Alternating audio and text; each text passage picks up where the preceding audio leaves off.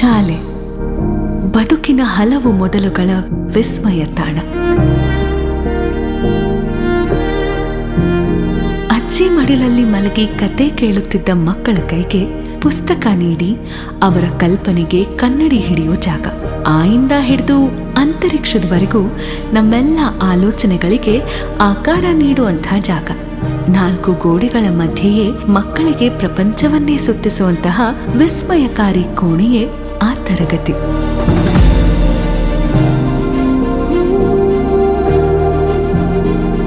ಕಪ್ಪು ಹಲಗೆ, ಬಿಳಿಯ ಸೀಮೆ ಸುಣ್ಣ ಸೇರಿ ಮಕ್ಕಳ ಕನಸಿಗೆ ಬಣ್ಣ ತುಂಬುವ ಸ್ಥಳ. ಅಂತಹ ಮಕ್ಕಳಲ್ಲಿ ಸದಾ ಆಕಾಶ ನೋಡುವಾಗ ಕಾಡುವಂಥ ಪ್ರಶ್ನೆಗಳು ಹಲವಾರು. ಆಕಾಶದಲ್ಲಿ ಯಾರೆಲ್ಲ ಇರ್ತಾರೆ? ಹಗಲಿಡೀ ಉರಿಯೋ ಸೂರ್ಯ ರಾತ್ರಿ ಎಲ್ಲಿಗೆ ಹೋಗ್ತಾನೆ?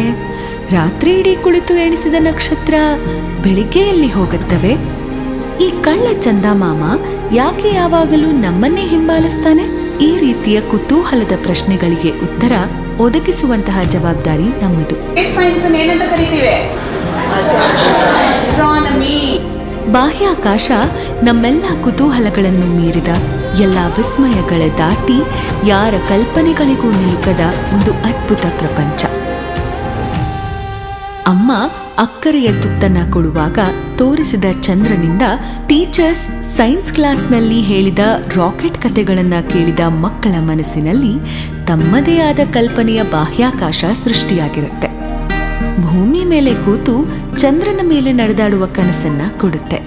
ರಾಕೆಟ್ ಅಲ್ಲಿ ಹಕ್ಕಿಯಂತೆ ಹಾರುವ ಆಸೆಯನ್ನ ಕೊಡುತ್ತೆ. ದೂರದ ನಕ್ಷತ್ರಗಳನ್ನ ಹತ್ತಿರದಿಂದ ನೋಡುವ ಕುತೂಹಲ ಹುಟ್ಟಿಸುತ್ತೆ. ನಾನು ಕೂಡ ಮುಂದೆ ಬಾಹ್ಯಾಕಾಶದಲ್ಲಿ ಹಾರಬಲ್ಲೆ ಅನ್ನೋ ಚೈತನ್ಯ ತುಂಬುತ್ತೆ. ಎಲ್ಲರೂ ಸ್ಪೇಸ್ ಟ್ರಾವೆಲ್ ಮಾಡಬೇಕು ಅಂತ ಆಸೆ ಇದೆಯಾ? ಶಾಲೆಯ ಅಂಗಳದಲ್ಲಿ ಆಡುತ್ತಿರುವ ಈ ಮಕ್ಕಳು ಚಂದಿರನ ಅಂಗಳಕ್ಕೆ ಹೋಗುವ ಕನಸು ಕಂಡಿವೆ. ನಾನು ಕೂಡ APJ ಅಬ್ದುಲ್ ಕಲಾಮರಂತೆ ಸ್ಪೇಸ್ ಸೈಂಟಿಸ್ಟ್ ಆಗಬೇಕೆಂದು ಆಸೆ. ಗಗನಯಾತ್ರಿ ಸುನಿತಾ ವಿಲಿಯಮ್ಸ್ ಎಲ್ಲ ಹೆಣ್ಣು ಮಕ್ಕಳ ಸ್ಫೂರ್ತಿ. ರಾಕೇಶ್ ಶರ್ಮಾ ಅವರಂತೆ ಸಾಧನೆ ಮಾಡುವುದು ನನ್ನ ಕನಸು. ಕಲ್ಪನಾ ಚಾವ್ಲಾರಂತೆ ನಾನು ಕೂಡ ಬಾಹ್ಯಾಕಾಶದಲ್ಲಿ ಸಾಧನೆ ಮಾಡಬೇಕು. ನಮ್ಮ ಚಂದ್ರಯಾನ 3 ಸಕ್ಸೆಸರ್ ಸೋಮನಾಥ್ ಸರ್ ಅವರಂತೆ ಇಸ್ರೋ ಸೈಂಟಿಸ್ಟ್ ಆಗುವುದು ನನ್ನ ಆಸೆ. ಈಗ ಈ ಕನಸುಗಳಿಗೆ ಕೈ ಜೋಡಿಸುವ ಮನಸ್ಸುಗಳು ಜೊತೆಯಾಗಿವೆ.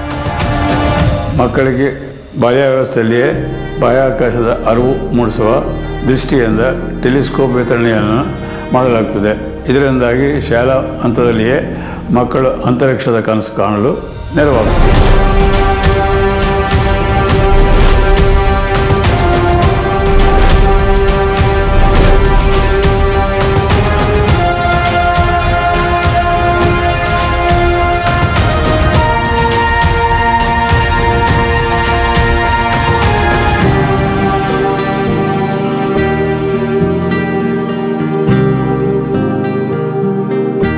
ಇನ್ನು ಮುಂದೆ ಚಂದ್ರನನ್ನ ಹತ್ತಿರದಿಂದ ನೋಡಬಹುದು.